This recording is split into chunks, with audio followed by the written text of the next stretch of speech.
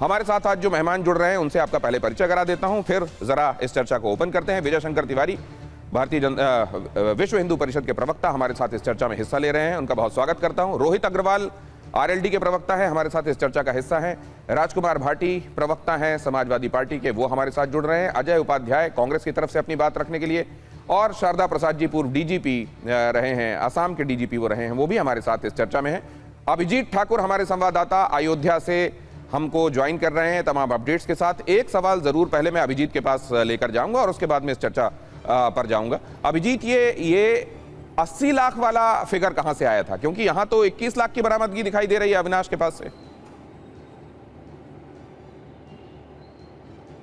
देखिए, कुल 8 गिरफ्तार अभियुक्तों में से 7 के पास से बरामदगी दिखाई गई थी, और जो सबसे पहले दिन यानी कि जब कोर्ट में पेशी हुई उसके बाद जो अधिकारियों ने बयान दिया था उसमें उन्होंने 80 लाख के करीब का ये फिगर बताया था टोटल, यानी 7 लोगों से जो बरामदगी हुई उसका कुल योग जो था वो 80 लाख के करीब बताया गया था। अब चूंकि जिससे जो बरामदगी हुई है पूरा फाइनल फिगर सामने आ गया है, तो ऐसे में एक जो इन सब का योग जो है वो 80 लाख के आसपास हो सकता है, इस तरीके की बात रही होगी। लेकिन उन्होंने टोटल बरामदगी पहले बताई थी। आज हमारे पास जो डिटेल्ड इंफॉर्मेशन है उसमें हर आरोपी के पास से जो भी बरामदगी हुई है उसका हिसाब किताब सामने आ गया है। अगर हम अविनाश मिश्रा की बात करें तो सिर्फ रुपयों और डॉलर में नहीं, उसके पास सोना, चांदी, ज्वेलरी में भी बरामदगी हुई है, जिसमें कि चांदी शामिल है, उसके अलावा सोने की अंगूठी है, सोने की चेन बरामद हुई है। तो इन सब का हिसाब किताब उसमें शायद दोबारा जब रेड पड़ी थी उसकी बरामदगी में वो शामिल रहा हो, क्योंकि जब दूसरे दिन रेड पड़ी थी 6 घंटे की, तो उसके बाद भी ये जानकारी सामने आई थी पुलिस सूत्रों के हवाले से कि दूसरे दिन के रेड में भी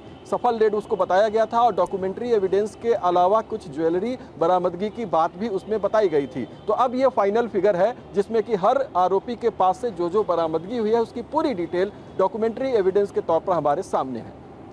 मैंने कल आलोक जी से बात की थी, वीएचपी के अंतर्राष्ट्रीय अध्यक्ष, उन्होंने ये कहा था कि सीजर, मैंने कहा था सर सीजर 5 तारीख का क्यों नहीं दिखाया गया, 25 का क्यों दिखाया गया, क्योंकि ये तो हुआ 5 तारीख को था, और दूसरा वो रकम कहाँ होगी।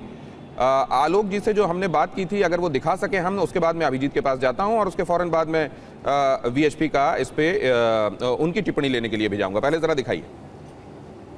जो लोग अपराधी, जिन लोगों ने कबूल किया कि हमने पैसा लिया है, उनके स्वीकारोक्ति लिखवा करके हस्ताक्षर करवाए। इस प्रक्रिया में ये 80 लाख रिकवर भी हुआ, और फिर ये लगा कि थोड़े तथ्यों को और सामने आना चाहिए, तो ट्रस्ट ने रिक्वेस्ट किया एसआईटी को। मुख्यमंत्री ने ट्रस्ट के पत्र पर एसआईटी बनाई। एसआईटी के लोग आए तो चंपत जी ने कहा, महामंत्री हूं, मेरे से जांच शुरू करिए। और फिर जब प्रिलिमिनरी रिपोर्ट ट्रस्ट को दी गई तो उसी दिन एफआईआर कर दी गई। इसलिए मुझे नहीं लगता कि प्रक्रियाओं का उल्लंघन हुआ है। मैं अपनी प्रोडक्शन टीम से कहूंगा कि वो बाइट निकालें जहां पर उन्होंने ये जो जब्त की हुई रकम है, क्या ये ट्रस्ट को वापस दी गई, ये सवाल था, तो उन्होंने कहा कि हाँ मालिक ट्रस्ट है, ट्रस्ट को वापस दे दिया गया। ये वाली बात जरूर निकालिएगा। खैर, यहां पर जो दिखाई दे रहा है वो ये कि सीजर दिखाया गया है, कागज ये हमारे सामने है, और इसमें जो तारीख है आज दिनांक 26/6/2026 को मुकदमा उपरोक्त से संबंधित फलाने फलाने के पास से ये जब्त हुआ। सवाल ये है कि ये क्या ऐसा टेक्निकली सही है, और विश्व हिंदू परिषद जो कि खुद कह रहा है कि कड़ी जांच होनी चाहिए और कोई भी छोड़ा नहीं जाना चाहिए, वो इसको किस तरीके से देख रहे हैं, ये बड़ा महत्वपूर्ण है। क्योंकि इसमें अगर 5 तारीख को छापे में ये सब बरामद हुआ था तो तब पुलिस किस हैसियत से पहले तो गई थी, अगर एफआईआर नहीं थी तो पुलिस मतलब किस कैपेसिटी में जाकर उसने छापे में साथ दिया, ये एक बड़ा सवाल है। और दूसरा यह है कि अगर ये बरामदगी 5 तारीख की है तो फिर इसको बाद में 26 को या 25 को क्यों दिखाया गया। विजय शंकर तिवारी जी, ये महत्वपूर्ण है या ये गैर महत्व की चीज है, जो ये सवाल मैं कह रहा हूं? दिनेश जी, देखो ऐसा है कि इसके पहले माननीय आलोक जी से आपकी चर्चा हो गई है और ये सारे विषयों की चर्चा उन्होंने की है। मुझे लगता है कि उस सारे संदर्भ में वो चर्चा पर्याप्त है। मैं तो इस दिशा में एक बात कहना चाहता हूं जो महत्वपूर्ण है कि एसआईटी ये जो सब बरामदगी हो रही है और कागज भी आपके पास है, हस्ताक्षरित कागज आपके पास है, किससे कितनी बरामदगी हुई है ये भी आपके पास है। तो इसका मतलब है कि एसआईटी अपनी ठीक दिशा में काम कर रही है। बरामदगी का ये कागज ये बता रहा है कि एसआईटी ठीक दिशा में काम कर रही है, राजकुमार भाटी जी।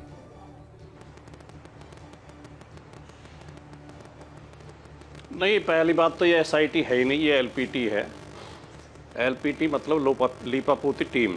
ये पूरी लीपापोती करने का काम कर रही है, ये जांच कर ही नहीं रही है, सबूत जुटा ही नहीं रही है। और दिनेश गौतम जी, आपने जो संदेह जाहिर किए और आपने जो सवाल उठाए वो एकदम उचित हैं। आप पत्रकारिता का धर्म निभा रहे हैं, आपके संदेह एकदम सही हैं, लेकिन जो जवाब आ रहे हैं बदले में, अब जैसा हमारे मित्र अभी कह रहे हैं तिवारी जी, तो और वो जो आलोक जी का आप इंटरव्यू दिखा रहे थे, आलोक जी कह रहे हैं प्रक्रिया का पालन हुआ है। प्रक्रिया का कहाँ पालन हुआ है? क्या किसी के घर में चोरी हो और चोरी का माल बरामद हो जाए, पुलिस उसको बिना कोर्ट के लौटा देती है क्या? बिना अदालत का आदेश किए लौटा देती है क्या? उस माल की वो माल जमा नहीं होता है उसमें थाने में, माल खाने में, थाने फिर वो कोर्ट में जाता है, कोर्ट आदेश करता है, तब मालिक को लौटाया जाता है। मुकदमे में तो कहीं आया ही नहीं, वो तो केस प्रॉपर्टी बनी ही नहीं है वो माल। तो ये कोई घर का कानून है? ये मतलब भारत के कानून ये चलते नहीं है इसमें, ट्रस्ट में और विश्व हिंदू परिषद में? बिल्कुल सब फर्जीवाड़ा हो रहा है। और एक बात और बता दूं मैं आपको बहुत जिम्मेदारी के साथ, आपको जितनी जानकारी दी गई है कि भाई इतने पैसा उससे बरामद हुआ, अनुकल्प मिश्रा से, अविनाश शुक्ला से, और इनसे इतना बरामद हुआ टिन्नू यादव से, ये जानकारी कौन दे रहा है? पुलिस, ट्रस्ट और एलपीटी। ये वही पुलिस है जो 10-11 तारीख तक खंडन कर रही थी, कुछ हुआ ही नहीं है, जबकि 5 तारीख में पुलिस छापा मार चुकी थी, 80 लाख रुपए बरामद कर चुकी थी।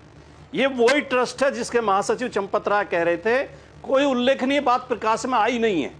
ये उल्लेखनीय नहीं था कि एक कर्मचारी के घर से 80 लाख रुपए आप बरामद करके लाए थे और सीसीटीवी फुटेज डिलीट की गई थी और चोरी के अनेक सबूत थे, लूट के, डकैती के। वो तो कह रहे हैं नृपेंद्र मिश्रा जी के चोरी नहीं हुई है, डकैती हुई है, तो डकैती के पूरे सबूत थे। तो इसे आप उल्लेखनीय नहीं मानते। और जिसने भी शिकायत की उनको हटा दिया गया। निर्माण कार्यों में 40% कमीशन लिया जा रहा था। सोने चांदी हीरे जवाहरात के सारे जो जेवर मिले थे उन्हें टिन्नू यादव ले जाता था, वो कोई रिकॉर्ड में ही नहीं रखे जाते थे, कहीं उनका हिसाब किताब ही नहीं था। तो ये बात उल्लेखनीय नहीं कि नहीं है क्या? क्या कोई दिक्कत है क्या मेरे उसमें? नहीं, आपकी आवाज आ रही है। आपने कहा कि ये उल्लेखनीय क्यों नहीं बताया? ये जो कहा गया कि हुंडी की भी ऑडिट होती है और इसमें नहीं, मैं कहना ये चाह रहा हूं, मैं केवल एक वाक्य लास्ट बोल दूं, मैं कहना ये चाह रहा हूं कि जो लोग चोरी को लगातार छिपाने की कोशिश कर रहे थे, षड्यंत्र कर रहे थे, वही लोग आज जांच कर रहे हैं। तो उनसे हम उम्मीद कैसे करें कि वो ठीक जांच करेंगे? इसमें तो बड़े बड़े लोग, बड़े बड़े मगरमच्छ शामिल हैं। उन्हें बचाने के लिए छोटे मोटे कर्मचारियों को बलि का बकरा बनाया जा रहा है। अगर इसे जांच गंभीरता से की जाएगा, इसमें योगी आदित्यनाथ जी तक शामिल हैं, मुख्यमंत्री उत्तर प्रदेश के मुख्यमंत्री तक शामिल हैं, उनकी देखरेख के बिना इतनी बड़ी चोरी हो ही नहीं सकती थी। ये तो पूरा संगठित गिरोह चल रहा था, सुनियोजित तरीके से। प्रभुराम के यहाँ तक तो राजकुमार भाटी जी ठीक है, यहां तक तो ठीक है कि जिस तारीख में छापा पड़ा उस तारीख की बरामदगी क्यों नहीं है, बाद में ये क्यों कह दिया गया कि कुछ भी उल्लेखनीय नहीं पाया गया। लेकिन अब इन बातों को एक्स्ट्रापोलेट करके सीएम तक चले जाना या फिर कोई और अधिकारी, ये क्या, ये भी जंपिंग द गन है क्या? ये भी पहले से किसी एक बात को आउट ऑफ प्रोपोर्शन ब्लो कर देने वाला मामला है क्या?